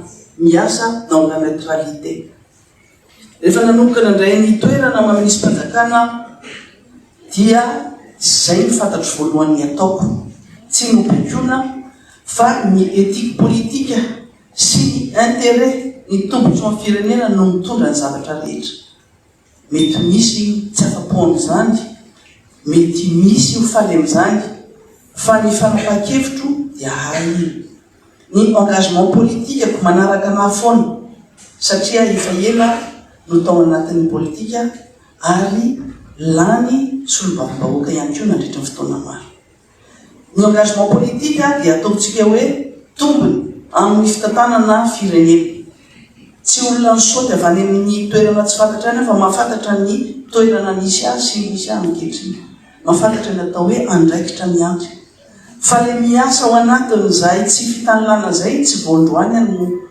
nampianarina zany fa efa principe no tazimoka hatramin'izay hoe rehefa zao ny zavatra atao dia zay maro no mahafantatra ny zamaitre ianatra zany mijoro ary mahafantatra rehefa hoe tokony tsy maintsy ho tenenina makasika an'ity dia lazay tsy mitanila tamin'ny zavatra rehetra zay natao ary ny fanendrena zay olona tao anivon'ny ministère tsy misy considération politique olona presque neutre daholo ny olona manodidina mety hoe olona miara-miasa amin'ny tany mahafantatra dia miara-miasa akaiky fa ny olona rehetra zay isana miara-miasa amin'izao fotoana zao dia zay no zavatra retina mila manaja ny neutralité politique satria zany no mitakina tamin'ny fotoanandro hoe neutralité de l'administration fa mitindray mitoraka aty saripady tsy amevahana naniza na apadany na aniza fa fikoanando hoan'ny firenena le ho ataontsika fa tsy hoe hoanantoko anankiray tena firenena ny resantsika ary tombotso-pirenena no resantsika eto tsy kilalao zany ary tsy azo alovana vazovazy zany nametraka amaly amin'ny fanontaniana voalohany teo makasika ny teneny ny prince ramana isan'ny anaraka izy teo prince fotsiny ka midratsy ny solatroaty ny mahakasika ny finoana mikasika ny FFKM hoe fahadisoana ny fametrahana ny FFKM. Eto aty tsy mananjo iteny hoe diso izy na diso izy, tsy zay ngamba nitolana an'le resaka fanendrena sy fisafidianana ny FFKM, efa misy nabaraka teo ihany. Fa ny FFKM aloha teto tsy azo dikevitra hoe ny autorité morale zay ananany no mitondrana any fisafidianana zany FFKM zany. Ny autorité morale io tsy rehetrarehetra manana an'io. Raha miresaka finoana anankiray isika, mety ohatra ny finoana silamo, dia tsy mitsy hoe ny Madagasikara manontolo dia misy moské na hoe silamo daholo, fa misy toerana misy any moské ary misy silamo amin'ny faritra avaratra sy ny avaratra andrefana, nord-ouest avaratra andrefana. Rehefa anao an'iny faritra iny dia tsy maintsy miara-miasa amin'ny finoana silamo amin'ny toerana iny ary miara tarika amin'ny FFKM amin'ny toerana iny. Mety izy mihitsy satria mbola fandamina no atao no tena hoe hitarika, averiko eto foana le hoe misy ny mitarika dia misy mandray anjara. Le fandraisana anjara rehetrarehetra dia raisina foana, ny fitarihana koa raisina daholo, fa tsy maintsy misy safidy eo anatin'izay rehefa mitarika. Tsy hoe rehetrarehetra dia tarika daholo dia mitaotsika rehetrarehetra mifanjevao, fa apetraka foana hoe misy ny mitarika, misy ny mandray anjara. Ny mitarika tsy maneho hevitra, fa ny mpandray anjara no maneho hevitra ary miaro ny hevitrany, miady hevitra, midinika ary manao zay tsy averin'ny hevitra. Fa tsy hoe mivivina kely anankiray izy no hoe efa nentina atao ny hevitra dia tsy hita intsony, fa mila rovana iny hevitra iny satria teny irana no entintsika anatanterahana an'izany. Mikasika an'ireo ray aman-dreny ara-drazana, ireo mpanjaka, ireo tangalamena sy ny sisa rehetrarehetra, ampanjaka, sodrabe sy ray aman-dreny toteny, ahoana ny fomba isafidianana an'ireo? Efa izahay efa manao cartographie. Rehefa avy any amin'ny toerana renan'Anria dia izao ny misy any fandaminana ara-drazana. Tsy izahay no imposer hoe tsy maintsy ty olona ty no mandeha mitarika amin'ny toerana ty, fa izay no ilayntsika rehetrarehetra mifanampy ao anatin'izay. Ekena foana hatramin'izay fa eraky Madagasikara dia mbola misy ireo faritra izay misy tangalamena, misy mpanjaka, misy mpanjaka. Misy amin'ny toerana hafa tsy hitana an'izany, ka raha ohatra itentsika hoe ray aman-dreny ara-drazana no mitarika an'izao fionan-dom-pirenena zao, tsy maherika ny Madagasikara manontolo ary samy manana ny fomba mampanao ihany koa na ireny mpanjaka sy tangalamena reny ary. Misy ny fomba izay tsy maintsy hajaina, misy ny fady tsy maintsy hajaina. Na isika samy sika reo ary samy malagasy misy toerana hoe tsy azo ny andanany fikoatr'izao ty toerana ty, ain'izany. Noho izany mbola mahatonga le hoe FFKM aloha hatreto ny maha-kristiana no isan'ny tambarana malera Madagasikara na samy manana fombany ary, dia ry zareo mbola mahatandrina sy manana an'izay autorité morale zay, dia zay no safidy. Ka noho izany sarotra be ny teny hoe fahadisoana ny anindry azy. Raha ohatra zany ny teny an'izany dia sanatry ny vava hitsara ny filohan'ny fanavaozana ny repoblika, satria izy mihitsy no nanapa-kevitra hoe ny FFKM nitarika mety. Tsy manirika ny hafa finoana nefa zany, tsy manirika ny ray aman-dreny ara-drazana, ary ireo anisany hoia tsy maintsy tafiditra ao anatin'izany fitarihana ny fitoenan-doha. Io fitoenan-doha io tsy hoe olona anankiray fotsiny dia zay, fa misy olona maromaro ohatran'ny ireo zao dia efa mety misy modérateur, misy facilitateur, misy olona manana ny fomba mitoerana io, misy fandaminana isaky ny toerana, efa misy isa raha mihitsy hoe manodididina an'izao isan'ny olona nitarika ny fitoenan-doham-pirenena, fa tsy hoe olona anankiray fotsiny. Zay zany anisan'ny zavatra anankiray tsara fantatritsika. Ny mahakasika ny hoe tena hovavahana, tena hoe tena hovavavy izy zany tena hovahana ny sao dia ho lany fotoana fotsiny ary sao dia saritsarina fitoenan-doha. Eto aloha dia tsara tokoa manamarina ary manao fanamariana afany réconciliation, afany concertation. Tsy mbola ny teny mihitsy izay hatramintsika amin'ny teny teo androany hoe réconciliation nationale ny atao, fa concertation nationale no atao, fitoenan-doham-pirenena no atao. efa nisy réconciliation nationale tany aloha tany fantatritsika izay vokany. Ny antony dia matetika avy any ambony tonga dia eo ambony latabatra ny réconciliation nationale na dialogue national ary efa nisy voavolavona zavatra natao tany. Amin'ity ndray mitoraka ity tsy misy hevitra avy aty aminay hoentinay hoe ity hodinio eo satria le zavatra hodiniana miala ny fotony ary efa teneko teo hoe mampiasa teknôlôjia isika andravonana ny hevitra ary noho izany tsy atsiaro lany andro sy lany fotoana ary lany vola isika nao amin'ity fikeonantom-pirenena ity. Inona ny antoka amin'izany? Ny antoka voalohany ike dia ministera mpanjakana. Taloha ke tsisy ministera mpanjakana misahana ny fanavaozana na misahana ny fikeonantom-pirenena zany. Tsy misy an'izany. Fa teo aloha teo tsika naheno hoe misy ny CFM izay ikarakara ny réconciliation nationale. Fa inona moa le bilan? Satria tsy misy ny volonté politique anatanterahana an'izany na ny décret anaovana an'izany réconciliation nationale zany ary tsy mivoaka mandraky ny androany. Zay le tena hoe samy hafa ny finiavana politika ananana amin'izao sy tsy finiavana politika tany taloha tany. Nisy ny rafitra tao anatin'ny lalam-panorenana CFM ary ny sahana ny réconciliation nationale izy. Fa hitatsika hoe ino zany réconciliation nationale zany? Izaho manokana hevitra manokana ity tsy miengagena izany izy afa-tsy ny tenako. Conciliation nationale ny tsara atao. Conciliation. Za moa zany mpisolo vava dia fantatro tsara hoe inona natao hoe conciliation zany? Fampiombonana. Fa tsy réconciliation nationale. Fa zay moa zany fanapa-kevitra ny tany aloha tany dia tsy tanteraka le izy. Fa eo ihany koa maro ny mieritreritra hoe fa manina moa tsika ny ampihavana fampihavana-pirenena. Nefa tsika tsy misy ady, tsy misy guerre, tsy misy inona.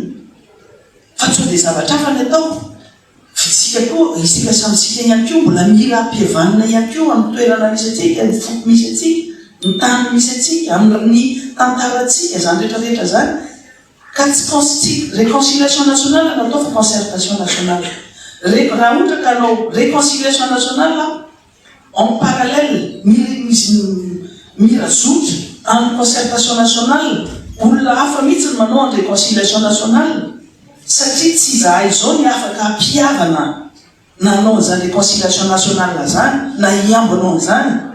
Concertation nationale no napetraketina dia zay no atao. Réconciliation nationale, conciliation nationale ny resaka io azo atao tsara en parallèle ary mila tomboka mila tomboka dian'izao zany ary itoy natapitsara ny concertation nationale satria processus lavabe zany. Processus lavabe. Fa mitomboka ny tantaratsika ny amin'ny foko misy atsika matetika nge mialatsiny aminareo avy any vale faritra. Fa rehefa mahazo toerana na manan-karena dia saika mijanona eto Antananarivo daholo dia manorina trano eto, misy manorina fasana eto, manadiny ny tany ny aviny sanatria ny vava le fiteny hoe anaty trano maimbo ny andianana any amin'ireny toerana reny, efa manadiny ny fomba sy ny fomba mampanao amin'ny toerana reny. Eto daholo ny vangongo ny zavatra rehetrarehetra kanefa anisan'ny zavatra resahana matetika dia hoe anao décentralisation isika. Fa mitomboka amin'izany le fanavaozana aloha hoe ny vatona solotry ny tany dia miverina any amin'ny toerana misy azy, mampandroso ny toerana misy azy, mampandroso zany ny lalana ny fotodrafitrasa zany rehetrarehetra zany anjarandraikitra daholo zany anjaram-biko entiny. Fa lasa manamafy ny efa toerana efa misy. Constat zany zavatra resahako zany. Fa rehefa anao décentralisation tsika dia miteny daholo hoe ny vagongo Antananarivo daholo nge ny vola, ny arena, ny budget sy ny sisa rehetrarehetra. Fa ny décentralisation manomboka amintsika mihitsiny. Avy any ananina ny misy ahy dia any tena any ilofosako ary adiko mihitsiny. Mba ho vita ny lalana, mba ho vita, mba tsaratsara ny zavatra misy any amin'ireny toerana reny, ny infrastructure. Fa tsy zay zavatra hitatsika. dia le ady atao lazy hoe andeotsika anao an'izao, andeotsika anao état fédéral, andeotsika anao état fédéré, tsy maneho hevitra mihitsy hoe na mety na tsy mety zany, fa misy fitsinjaran'ny zavatra maro samihafa zay atao mba hiapaka any amin'ny teniny fotony. Efa manomboka manao décentralisation, concertation décentralisé io ataotsika io. Raha ohatra ka efa tonga dia hoe efa misy volavolakevitra ho tapahana dia eto Antananarivo ihany atao dia atao saritsarina fikeonandony atao ohatran'ny tany aloha tany dia tsisy varany tolomantsika rehetrarehetra reo. Fa matoana nanapa-kevitra hoe any fotony any fokotany isika no andeha anao fikeondony, mbola tsisy nanao an'izany ka sa efa misy nanao an'izany? Efa misy na mbola tsy misy zany? Efa misy nanao hoe tany amin'ny commune tany. Dia zany rehetrarehetra zany fanehoana finiavana zany. Fanehoana finiavana zany. Mbola zavatra mbola ifampizarako antsika satria nandritra ny fotoana maro tsy ny vavam-bahoaka. Fa misy ny olona na olom-boatendry na olom-boafidy izay miraitsy kombakomba amin'ny olona ataontsika hoe tompo menakely, tompon'ireny camion hitaterana olona reny, ireny mpivarotra amin'ireny toerana reny hoe izy ny tena manana ny monopole na izy ihany koa ny mpividy an'ireny vokatritsika any amin'ny faritra reny. Miraitsy kombakomba amin'ny tsy avitan'ny lalana, amin'izay tena hoe isolé, tena hoe mitoka-monina ilay olona ary azo abakaina ao anatin'izay. Tsy mivoaka ny vokatra fa vidin'ny olona mora dia mividy tsy maintsy ao amin'io na karana na iny izy na gasy ihany koa sasany. Hoe tsy maintsy ao ihany mividy ny zavatra rehetrarehetra dia atakalo satria tsy misy vola izy dia takalo vokatra no angalana an'ilay entana sy siramamy ianao dia takalo vary na vokatra na jirofo na inona zavatra ohatr'izany fambotriana an'ilay malagasy mihitsy ny zavatra zany. Fa raha tsika manapa-kevitra hoe andaotsika na vao an'izany zavatra rehetrarehetra zany, ndraindraiky any anatin'ny telo-bolam-panjakana misy vola hoe anaovana lalana fa misy miraitsy kombakomba hoe tsy aboarina mihitsy lalana io fa manjary misokatra ny sain'ny olona, misokatra ny arena, manjary misy famezivezen'ny olona sy ny arena ny lalany. Misy sasany misy izany, tsy rehetra. Ka fotoanan'izao fanavaozana fa rehefa tsy izao tsika manao fanavaozana dia dadadio tsara fa matiampoka fatiampoka ray lavaka ny anaovantsika an'izay tolona natao izay ary fatiampoka ho antsika manontolo zany zavatra zany. Mahakasika ny le hoe olona hoe considérena, efa tena miconsidéré an'ilay ray aman-dreny ara-drazana izay namana. Kasika ny tanora hoe mba jareo ny asa satria mbola hoe lafikeonandony efa ao anatin'izany tanteraka ny gouvernement. Ary ity gouvernement taty indrindrandrindra fa ny premier ministre dia anisan'ny miady foana isaky misy ny occasion ary efa mametrika izay drafitrasa zay ny anomezana sy amoronana asa ho an'ny tanora. Anisan'izany ny fampolisihana sy ny anampiana ny tanora anorona orinasa na ameoka ny talentany. Efa nisy zao ny fanaovana sonia zany fanaovana sonia zany mana-talenta zany tamin'ny herinandro iny hoe manana talent, manam-pahaizana dia ho ampiana amorona orinasa kely mety ho lasa orinasa be aorianao, anome anjara masoandro malagasy rehetrarehetra. Fa tsika tsy voatery foana hoe hiasa amin'ny orinasa lehibe na hoe hiasa manolona foana, fa mba mamorona ho antsika ihany koa dia fanjakana ny anamora ny amoronany an'izany orinasa zany. Ka rehefa ihany koa tafiditra ao anatin'izay eritrrehetra zay hoe tsy atao le hozarina mangataka na mandray fotsiny tsika fa tena milofo dia tena matsapa mihitsy hoe zaho namorona ny tia no ny antsaim-boako zany. Amorana ny lalam-bola zay entiny anatanterahany an'izay famorona lasa sy orinasa zay. Ny fandresena hoe fandreseny lahatra ny olona ho avy hikarakara ahoana moa zany ny valiko telo hoe hikarakara ny FFKM. Ny namany reto hoe fitenenana izy ny rahalahy reto rehefa avy eo satria misy mahakasika anazy izy ity. Ny mahakasika ny hoe tsy mbola aravana ny institution corrompu ahoana ny fomba atokisantsika n'ireo olona reo tena marina ninao. isika nandritra fotoana marobe dia tao anatin'ny kolikoly, tao anatin'ny corruption, ary lasa institution andro fanjakana teo ny ainantsika zany ny kolikoly zany. Io no anisany anankiray anisany hoy ary mba tsy teneny hoe tena io fototry ny olana ngeza be eto Madagasikara. Satria na fiainantsika andavanandro zavatra kely tsisy fotony ary dia adoavantsika volana tsy tokony adoavam-bola ary. Satria fa lasa rafitra anankiray zany kolikoly zany. Tsy fantatro ao anatin'ny ministera tsy fantatro izy ny voalohany izy ny farany. Fa tena any anatin'ny reny dia feno kolikoly, any anatin'ny ny mpiasa-panjakana izay averintsika foana hoe tsika vahoaka no mampindrana ny fahefana. Mila tsaroana zany. Ny olona izay mitondra dia nampindramina fahefana. Mila matsapa zany isika rehetrarehetra hoe nampindrana fahefana, le vahoaka nampindrana fahefana andreo olona izay mitakana firenena reo. Ny olana hatramin'izay dia zao. Isika vahoaka izay name fahefana nampindrana fahefana ny olona mitakana antsika, isika nanindraindra andreo olona nometsika fahefana reo. Rehefa mahita ministra dia manindraindra, miondrikondrika azy.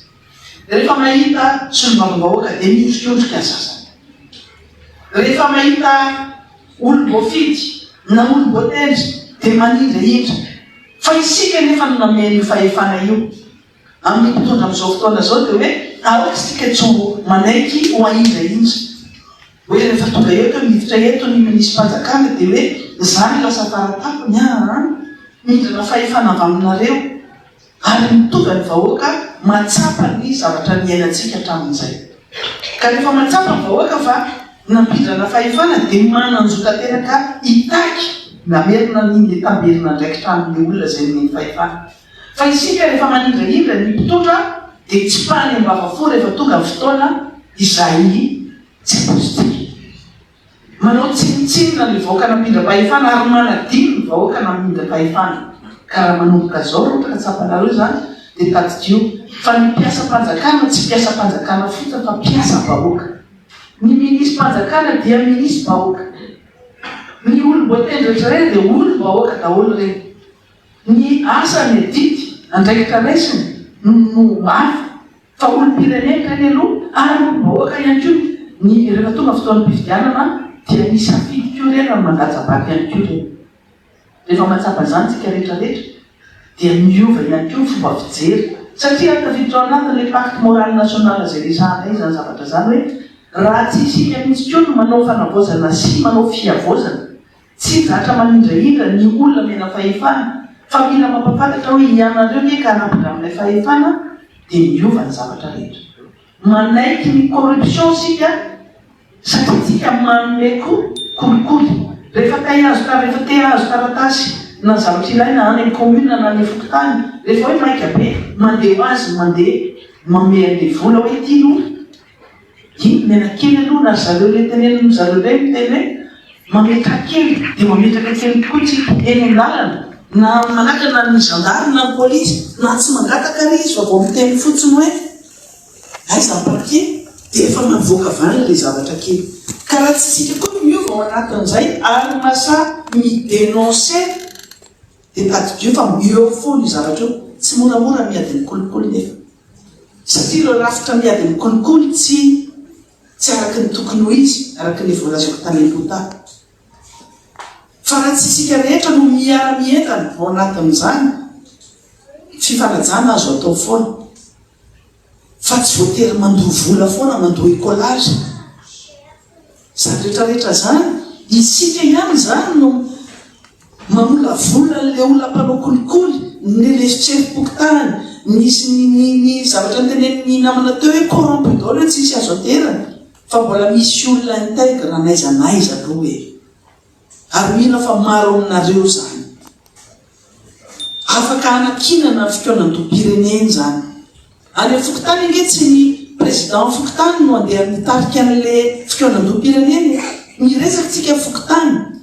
Fa ny fokon'olona no andray anjara sy hitondra ny anjara brikiny amin'ny fitarihana an'izany any fokotany zany. Tsy maintsy misy olona vao anatin'ilay fokotany dia tsy lozan'ny olona anankiray manaja ny famarinana sy olona mba tena hoe mijoro tsy mitany latsiatsy hoe ao anatin'ny fokotany anankiray, ao anatin'ny commune. Sa tsika rehetrarehetra ve dia corrompu daholo? Tsy zay kosa angambany. Le fanavaozana ataotsika sy fiavaozana ataotsika. Raha nanao kolokolo tao aloha na androany maraina mbola anao dia rehefa mialeta reveo dia za tsy hanao kolokolo tsony. Okizay. Tsy voatery anao kolokolo, tsy voatery anodovolotsika. Fa apetrao mihitsy hoe zotsika mahazo taratasy, zotsika mahazo misitraka ny asam-panjakana, zotsika ny manao zavatra anankiray. Raha makany anao tatsika zotsika ny tsabony, fa tsy voatery anao kolokolo etseroa, fa mila dénoncer rehefa misy an'izany. Fa rehefa tsy miteny tsika rehetrarehetra dia tadio fa manaiky zany, ary rehefa manaiky ny dikan'izany dia miraitsy kombakomba satria misy ny corruption passive, misy ny corruption active. Ny olona corruption active zany dia le mame vola, fa corruption passive le mandray vola. Mitovy ihany ny charge le azon'ireo. Dia miezaka tsika aloha za tsy miteny hoe vita androany fa mbola lavitrezaka ohatran'ireny le réconciliation nationale resaka toy ihany zany. Dia noho izany raha mbola misy aloha zany ny hery tanjaka, fa indrindrandrindra tsika mbola manana fanantenana hoe mbola haika mbola azo atao zao zavatra nataonareo zao androany zao dia tena isorana, tena félicitation avy aty amin'ny ministère am-panjakana. Satria zao fandraisana andraikitra tadiavina zao na ianareo eo fotsiny ary isaky ny toerana misy mitarika miaraka amin'ny FFKM anivon'ny commune na zay misy anareo na anivon'ny fokotary misy anareo, afaka atao zany. Ianareo efa manana namana be dia be any amin'ny faritra rehetrarehetra any amin'ny faritany any, ampandraisina andraikitra daholo hoe matoa tonga eto dia manana finiavana ny dikan'izany dia mbola misy ny fanantenana ao anatin'izany. Raha tsy misy ny fanantenana dia tsy nanao mihitsy mpanjakana akory ny tenanay. Mba aleo mba nitsotsotra tany dia mba sady tsy mieritreritra ohatran'ny olona hoe sanatria mamono eritreritra, maty eritreritra, fa mbola manana eritreritra hoe manana didy sy andraikitra ao anatrehan'Andriamanitra, eo anatrehan'ny mpiray-piaramonina, ao anatrehan'ny zanaka, ao anatrehan'ny taranaka, dia mandray andraikitra ao anatin'izany. Fa tsy ny olona rehetra no faly tsy ny olona rehetra mifaly amin'izao zavatra fanavozana atao zao. Tsy mitady fahavalo isika, fa ny olona mametraka ny tenanay sy ny olona rehetra sika rehetrarehetra izay anao fanavaozana, anao fanafahavalo. Satria voakitika amin'ny tombontsoany ao anatin'izay, voakitika ny intereny ao anatin'izay, mametraka ho fahavalo izy. Misy ny résistance, misy ny olona tena manohitra mihitsiny. Tsy anaovana fanavaozana, tsy ampahombona ny fikaonan-dom-pirenena araka ny tokony izy. Fa tsika manana finiavana dia tsy maintsy miroso, fa tsy mijery ny lina hoe iza ny andeha, iza ny tsy andeha, fa zay tapa-kevitra miaraka miroso zay vonina ndraindraikitra dia miaraka amin'ny fanjakana manatanteraka zao fikaonan-doha zao. Ahoana ny makasika an'ilay olom-boafidy efa naveriko teo. Vao tonga manao ny mandraindraikitra dia ny ao an-tsaina voalohany dia ho an'ny firenena mijoro, ho an'ny firenena mijoro ho an'ny tombontsoany rehetra. Mety nahazo tombontsoa manokana tany amin'izay azoko natao tany mety tsy azoko eto amin'izao mamisy mpanjakana zao. Zao ny atao hoe mitady raharara ohatra ka zay no mafe azy. Tena mitady raharara. Na ny tena raha tsy vita intsony mikarakara ny tena satria tsy matory andro manala. Tao anatina misy mpanjakana dia cerné be foana le maso satria tsy ampy torimaso. Na fotoana mba hanaovana volo raha tsy misy.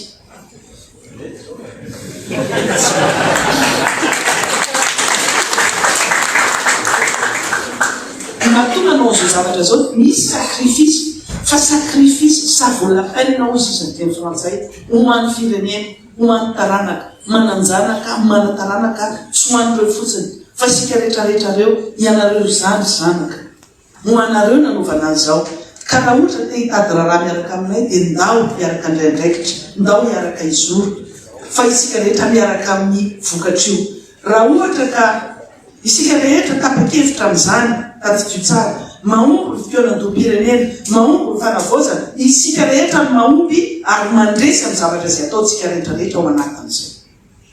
Fa raha tsy mandraindraikitra dia tadidio tsara zany, fa raha sanatry mivava nefa tsy alternative zany, tsy choix zany, mahomby ny fantatra hoe vita tsara ny fikaonan-doam-pirenena tena hoe mandray andraikitra sy mandray anjara daholo ny rehetrarehetra dia rehefa fanena ny herinandro raha mbola men'Andriamanitra aina dia fanena hoe isika miaraka nanao ny fanavozana nanangana ny 5e république dia hiaro izay akio izay azo mandritra 5e république zay no azo valiana meko ny hiazo hiaro moa zany ny fitenenana izy araka teneko teo izy ary hoe aloha izy miprésente ny tenany dia venonareo izy valy.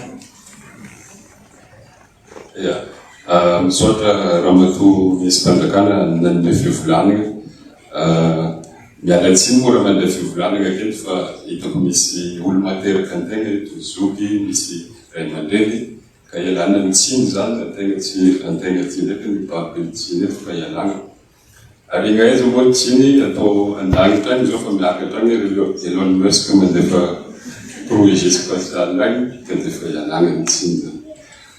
Ny zaza mivola moa hiarona antoanina agnarako tale mandrindra ny fikonandoam-pirenena ao amin'ny ministera mpanjakana. Mikasika ny lalana moa zany hitondragna ny ministera mikasika ny fikonandoam-pirenena moa zany ao anatin'ny mpanatanteraka ny ministera dia manaraka ny politika ankapobeny fanjakana. Misy an'izay ao. Dia ao anatin'izy io raha fintiniko mihiraka moa zany dia hoe mikarakara isika fikonandoam-pirenena crédible. Zay teny rehetra moa zany dia miroso makany ny fifidianana. Ka hosinganiko manokana aloha zany dia hoe fikonandoam-pirenena. Fintiniko zany dia zay vao afaka mamaly an'ilay fanontaniana teo zany misy fanontanianan'ny prince, misy fanontaniana boka miraky agny dia ny amin'izao amizay anatin'ny sika zany amin'ny fanomanana ny fikonandoam-pirenena. Nisy ilay hoe savaran'ando, fikonandoam-savaran'ando natao tanaty faritra folo. Nisy an'izany tany Diego tany, Majunga, nisy moa tany Ambositra, nisy ny tany Fianarantsoa, Tamatavy. Reny zany dia hoe savaran'ando. Inona moa nanaovana anazy reny? Tsara mariana agnatretsika eto misy zaka roa zany mila avatsy. Misy ilay hoe fikonandoam-pirenena, zany hoe manome tsiraka ny vahoaka tsirairay ny korana zany. Fa mialohan'ny afahana mikarakara ilay fikonandoha, tegna fikonandoha mihitsy, dia misy ny maritana ny fomba agnanaovana ilay fikonandoha. Méthode moa zany izy. Reny tanatin'ny savaran'ando reny nahitana hoe taony poirana hoe raha nandeha zany tanatin'ireny savaran'ando faritra folo reny dia tena mizingizina izay olo mandeha fitenenana atombohy amin'ny fototany aty korana aty dia mba miakatra zany amin'ny commune, miakatra amin'ny district, miakatra amin'ny faritra, zay vao aty amin'ny siège national. Zay aloha zany raha ilay dingana atao amin'ny fomba. Mbola agnatin'ny tsy ministera no tena zany fa ilay olo mandeha fitenenana tanatin'ny faritra folo anisan'ny nahitana zany hevitra zany. Mandeha koa ma zany ny mikasika ny eto zany dia miditra tsikelikely amin'izay zany mandeha amin'ny famalenan'ny fanontaniana. Raisiko manokana ohatra zao ny prince teo hoe atao akory ma ireo mpanjaka bro, atao akory koa ma nivolagniny teo hoe ny télécommande alefandro io atao akory télécommande io. Rehefa atao anatin'ny fanomanana zao fikonandoha zao dia misy ny famakafakana tao araka ny lazain'ny Ramatoa misy mpanjakana teo manao cartographie ny acteur dia hitaloha zao misy mpanjaka amin'ny faritra sasatsasa. Raisitsika ohatra ny hoe Menabe zao ahitana ny mpanjaka ao, raisitsika koa mandeha Boeny aty misy koa ao, Ambilobe ao misy mpanjaka ao. Ka agnatin'ny reny misy ny cartographie ny acteur reny afantarana hoe rehefa mandeha ny fikonandoha zany dia ireto acteur reto dia ampidirina agnatin'ny fitaritana ny fikonandoam-pirenena. Araka ny tenenina teo zao raha Antsirana agny na Majunga ao, eo ilay FFKM mety miara mitarika, fa raha Antsirana sy Majunga ao, ilaigna ny mpanjaka, ilaigna ny ro silamo aby mpiara-pretanindrazana amintsika reo, ro manana mosquée ao. Raha tegna zao mandeha faritra Boeny mahita moa antegna isy atao tsy maintsy mandeha fa antegna boka amin'ny avaratra ny rehefana iny rehefa fanompoly reny raha mahita marobe ny moské koa zegny isaky n'ireny faritra regny. Ny fikoanan-dom-pirenena dia tena mivoy tanteraka ny inclusion sy ny neutralité. Tsisy ny olom-pirenena ahilika rehefa olom-pirenena malagasy izy dia omena sedra afaka manome. Izay ny fomba agnatanterahana ny fikoanan-dom-pirenena.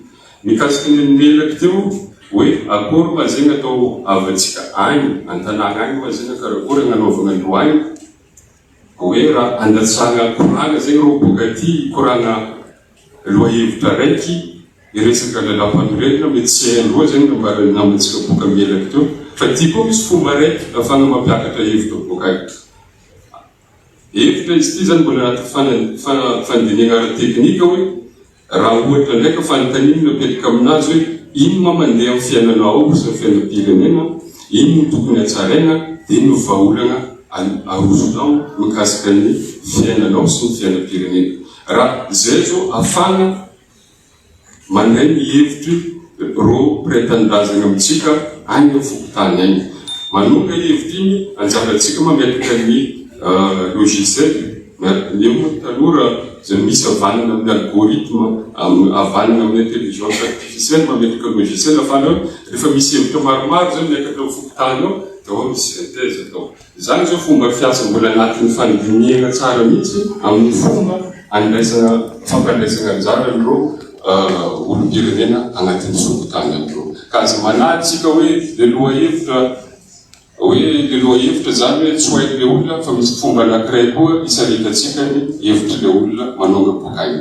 Aza dimy koa fa misy koa ny sedra ataontsika hoe ny sectoriel, ny acteur sectoriel isaky ny sedra reny fa misy manao assise zao ny amin'ny lafiny toe-karena voatsela igny ny fizahantany fa nagnano assise nationale reo ny reny koa ambonina aby reny satria reny afaka raisika koa ampidirana aty anatin'ny hevitry ny fikoanan-dom-pirenena miampy ny le vahoaka isaka fokotany sy ny tariny aby.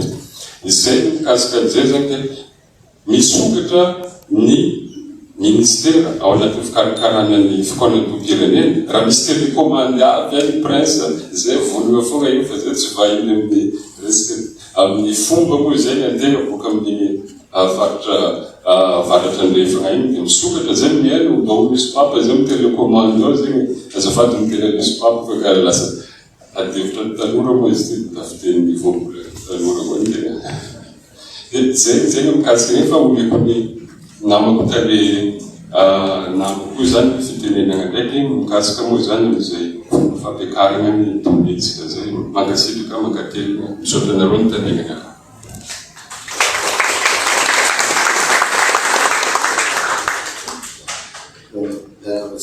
Rehetra jetikiny fisoana ao amin'ny fitaliavana mahakasika ny fanohanana ny fikoanan-dom-pirenena.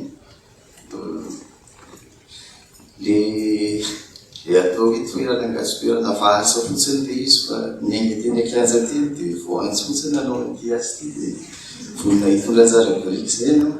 Ny misy fanontaniana mipetraka teo mahakasika hoe tsaondotsika dia amoaka fihevitrytsika dia reny veo voatahiry sa verivery fotsiny. Ny anisan'ny kaonandoha zao zany efa ao anatin'le kaonandoha ny fomba ampiakarana ny hevitra, hitehirizana ny hevitra, ahafantarany olom-pirenena avy any fotany miainga avy any fokotany hoe ino le hevitra tonga teto. Dia ny kaonandoha tato izy dia nanapahany hevitra rehetra dia nykeny rehetra izy niakatra tato dia nykeny rehetra indray izy niakatra tato. Dia mandrapatonga ny fikoanan-doha nasionaly zany zay le hoe famoronana an'le hevitra.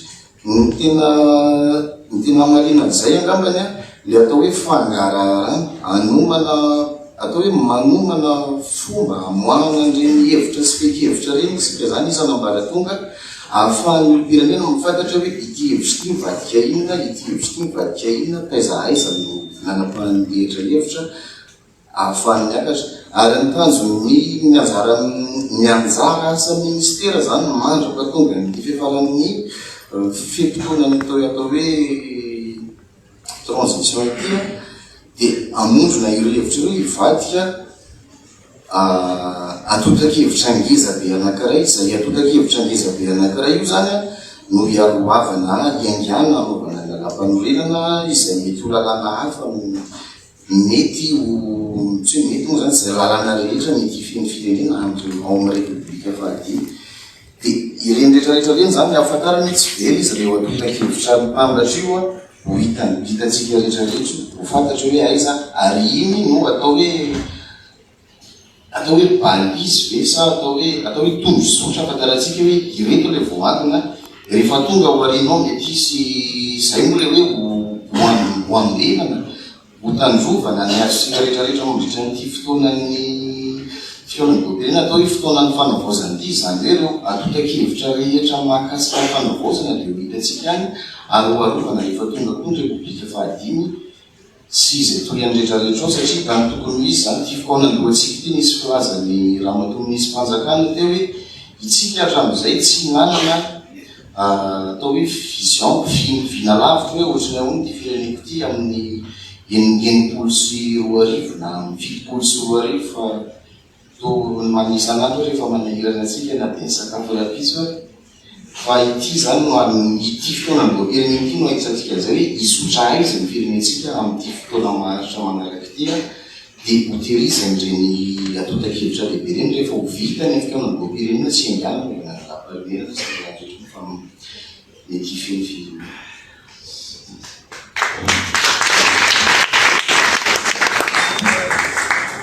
Ny zavatra nampiko anazy fotsiny a tsara tenena hoe ny tematika rehetra ny zavatra loha hevitra rehetra zay hoentiny volavolana tematika no hoentiny izy teram-panjakana fa arakaraky ny filana isaky ny faritra na commune na fokotany arakaraky ny fangatanana satria mety tsy akasika na ilay malina n'le toerana koa le zavatra hotenenina ohatra resaka hoe tematika politika zany manakambara be dehibe rehefa eto tamina rivo renivohitra na tamina rivo sy ny revoparitany rehetrarehetra makasika an'izany politika zany ahoana statut politique statut-ny parti politique ina ny anjarandraikitry ny parti politique ny atao politika hatramin'izay manino ntsika hatramin'izao mbola ohatr'izao manino mbola be dehibe ny olona tsy mifidy rehefa tonga fotoam-pifidianana satria tsy navita ny asa ny atao politika maninona no ny olona tonga abstention be rehefa tonga ny fifidianana satria tsy nanao éducation politique araky ny tokony izy ny parti politique fa rehefa misy fizarana toerana dia miazakazaka daholo rehefa misy fiovana mpitondra ohatra an'izao dia miazakazaka daholo amoaka an'izao sy zao dia zay makivy ny olona hoe rehefa nanao réconciliation nationale na dialogue national hatramin'izay dia tsy niresaka zavatra hafa sy ny politique anao accord politique dia fizarana seza dia eo daholo raisy-potsiny eo daholo izay mitolona rehetrarehetra tsy izay intsony le ataontsika zao efa tsy izay intsony tsy resaka accord politique no atao iresaka momba ny thématique politique fa iresaka thématique économique thématique sociale thématique mety misy zavatra tseritriretina akory fa nangatahan'le olona amin'le toerana dia tsy maintsy dinihana ny anaran'le izy sotra to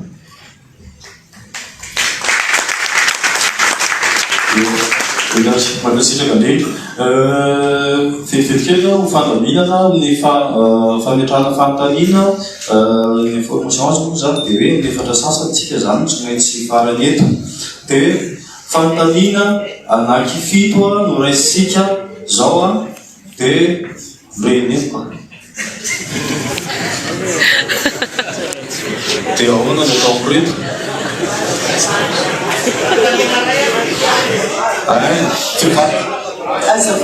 azafady expérience moa ny anay no ataonay satria efa nanao fotoana mipasika maro aleo le olona aloha metraka fanontaniana satria mety misy olona zavatra anakiray le zavatra oferina dia aleo aloha metraka fanontaniana dia aveo dia mitoy mamarika anakory zay fa dia tsy mamerina le zavatra efa mivaliana tany anakiray foana dia mba mamesehitra n'le hafa mamiteny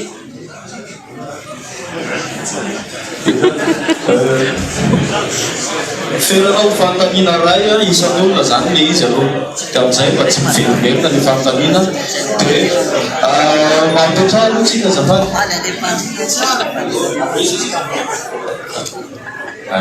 aleo tonga dia dia aleo mba mijanona teo mifarana io mametraka fanontaniana. Fanontaniana mametraka reto satria ity moa zany tena lalana hoe anisany mampanahy sy mampatahotra ihany. Voalohany aloha dia ny hoe manahoana tsara ny fizarana andraikitra eo amin'ny ministera miandraikitra sy velidin'ny fanavaozana sy FFKM ohatrany mahatsapa hoan'izay fa misy zavatra mifampitsapaka aminareo ny anapiako an'izay dia hoe manahoana lalana itondràna le izy efa teny moa ianareo teo hoe miainga amin'ny fokotany mandeha amin'ny commune sy loatran'izany fa ny tena tianay ho avotra dia ny hoe vanim-potoana ohatrany ahoana ny eto amin'ny fokotany ty mety hoe fa misy calendrier afaka ambara ho amin'ny mpanatrika ve androany hoe ohatra hoe volana février tsika miainga eny amin'ny fokotany volana mars io efa eo commune sy loatran'izany. Dia ny fanontaniana farany dia niantso moa nareo teo hoe ndao isika ndray andraikitra ndao hiaraka anao amin'ny fanavaozana. Eto ny tanora dia tena efa vonona andray andraikitra saingy le andraikitra mazava omena ny tanora mihintsy no tsy misy. Inona le andraikitra mazava zay ne matoa mijoro manao an'izao zavatra zao dia zay ny antony ijorondreo.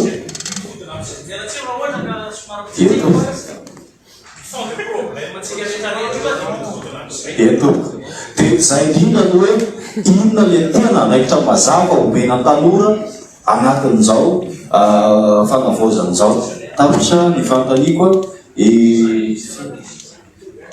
eny ezahako ezahana fitinina ray minitra le fotoana zava-tondrina satria tsy maintsy miaraka amin'ny sary tsika amin'ny efatra sasany. Zany hoe tsy communautaire zany eto aminareo ahafahanareo mahita hoe mihoatra satsia le izy dia mamaly an'izay ndao ary.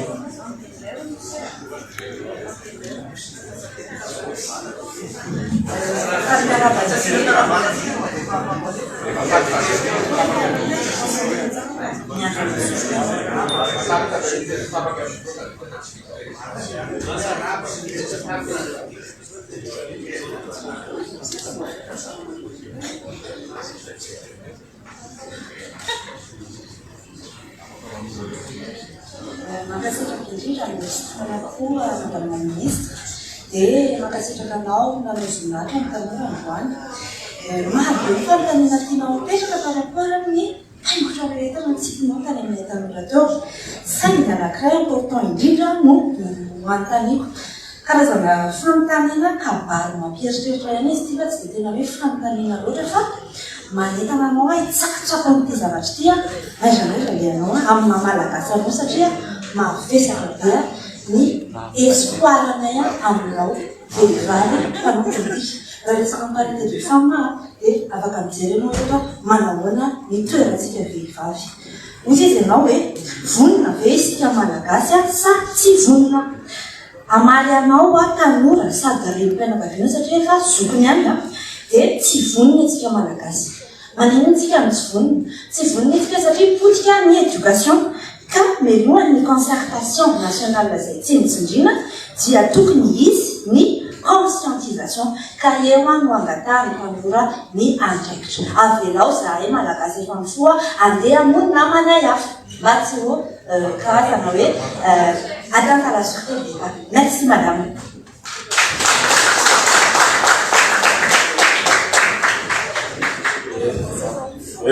Alifany ianareo koa mpamorona ny réseau social antsoina hoe visitètre zay. Efa firenena 10 zany mampiasa azy visitètre izy dia tsy resaka zay fa le resaka teknika le fandresahanareo reny efa nanananay ao amin'ny somme efa ela be misy application efa miforonay tao amin'ny somme zany hoe azontsika ampiasaina akana ny rehetrarehetra any amizay vao manana telefôna zany ianao dia azonao atao fotsiny tonga dia manoratra ato amin'le application dia angonina anatina base de données le zavatra dia hoentina any amizay tompony andraikitra izay milasa afaka micontacte ny SG anay ao somme fa efa manana vaolana mihitsy zay efa ela be izy sotra tompoka.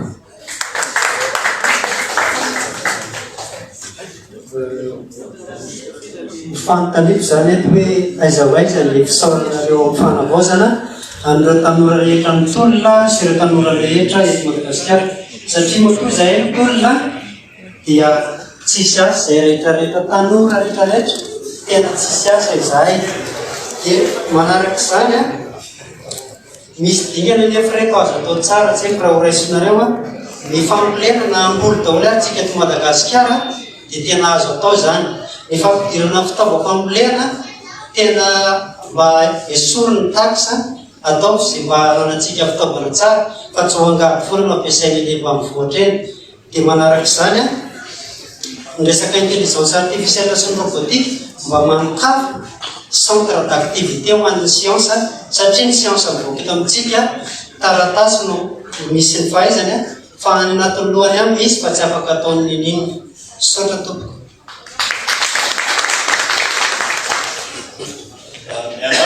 Ministra Tolamaina Ramaravson olon-tsotra fanontaniana amin'ny mpikambana amin'ny gouvernement anao aloha vonona tokoa ve ny fanjakana anao an'io zavatra io satria mijery amin'ny budget des ministères tantarinao dia le izy ny kely indrindra dia natsipika teo ihany hoe mety isy RFR fa tena izy ve le RFR satria tamin'ny heritaona mbola député anao nahita fa tsy isy RFR dia amin'ity hoe tena izy. Fanontaniana faharoa ahoana ny herintsika isika ho satria efa inclusive dia zavatra ao atao izy ianao dia mba tafiditra ao zany inclusive dia ahoana ny herintsika hiarovana an'io raha ohatra misy tsindry avy any ivelany na misy concert misy ade ataony antoko politika sy ny sisa hiteraka politika akoatran'le zavatra dia mety andravan'io zavatra ataontsika eo.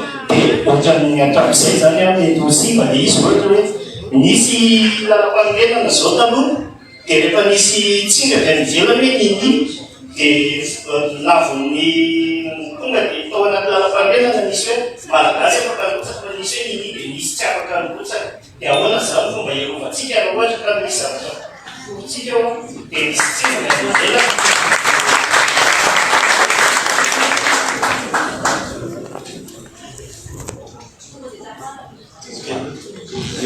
Arthur, président du service matin,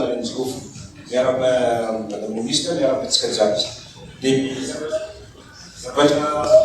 Dia noko zegny mahakasika ny fampianarana matotsika mifoa efa nisy fianarana natao fa ny zavatra mahagaga zegny tokony hoe angatako madame ministre mety izy nao atao anatin'ny lalafanolina izy dia mikasika fampianarantsika zegny hoe savoir comprendre anatin'ny izy fa tsy pour répondre satria inona zava-misy maro antsika anao madame ministre député jereo député tsy koa film amin'ny teny français modina ataoko fanalamina tsotsotra foana dia mikazominaina hoe ty misy question adaladala fa manina zany fa dia insiste terminal tsy maintsy teny français couramment satria le programme tsy mety inona le mahatonga le tsy mety izy zavatra hoe apetraka fo le programme nefany mba tsy afahantsika mamaly français zay no tiako teneny mankasitraka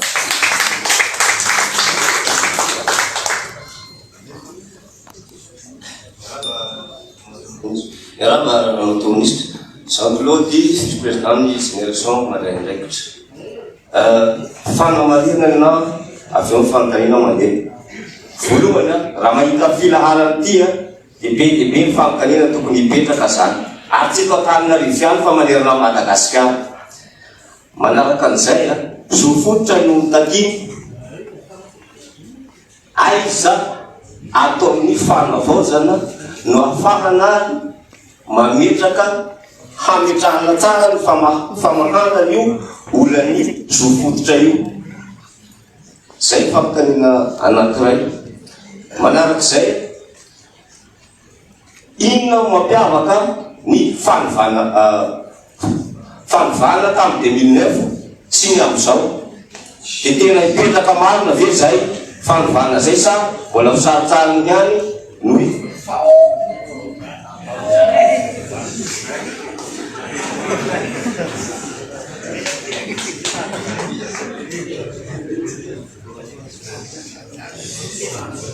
Madame ministre, amin'ny ministre ny fanavaozananao hatraiza ny fahefana nananao amin'ny ministra rehetra manodidina satria ianao ny tokoy mandraikitra voalohany no amin'ny fanamboazana Madagasikara.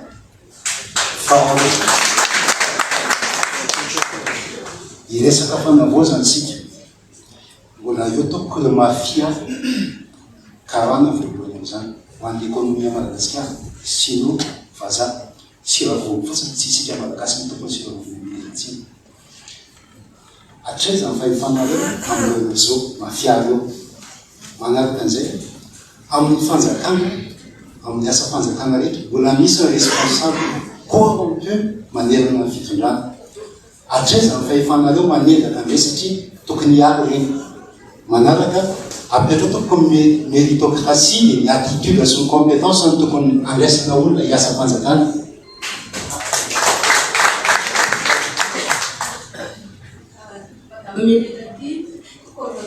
Ny azomanga ny Madagasikara raha ministra za dia mangataka eto hoe amin'ny fanitanana zany ataon'ny FFKM sy nareo amin'ny fitondram-panjakana dia avy aty ve no makany amin'ny fokotany sy ny commune ary ny district sa efa tonga dia efa misy olona tsy etanina tsony ary ny fokotany sy ny district ary ny commune zay zany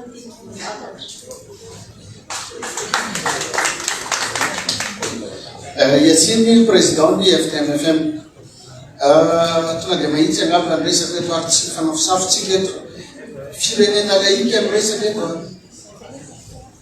ka aoka tandrovina zay zavatra zay fa zay le principe amin'ny sababaka zay le principe sadasada ohatran'izay mampientika ny firenena tetra amin'izay ny musulman ny chrétien no firenena be mpanaraka indrindra eto an-tany faharoa musulman ka raha resaka amin'izany tsika lasa tantara be fa matoa ny malagasy ny safidy hoe laika le firenena dia laika zay aoka hipetraka amin'izay faharoa manaraka an'izay raha misy raha zao vitesy zao telo volana zay telo volana am'ty mois de janvier ty ny tantananao ny département na ministère mahitsy miresaka hoe raha misy ministra tsy mahavita miasa dia anao tompoko anisany no miantony tsy zavatra concret reo tanora nytolonareo no nanina nidina narambe nitaky an'izany fanivahazany efa anao voadinao akasitraka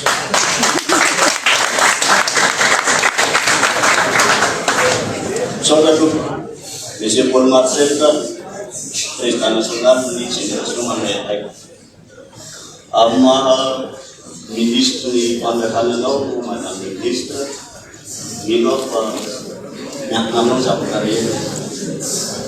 Yasle Shea, Fuzmi, qui va te dire que la Tabiati, Fa, il dit si tu as Madagascar, il faut que la France du Sud, Ari, l'Amérique du Manana, Pachat. Matfaja vile ni fanjakana ya cheza yoyani ni fatana ni yoyani asiketre zan faipiwe wazinanga sawa nyandefana sababakeo refa yena ikumnganya soda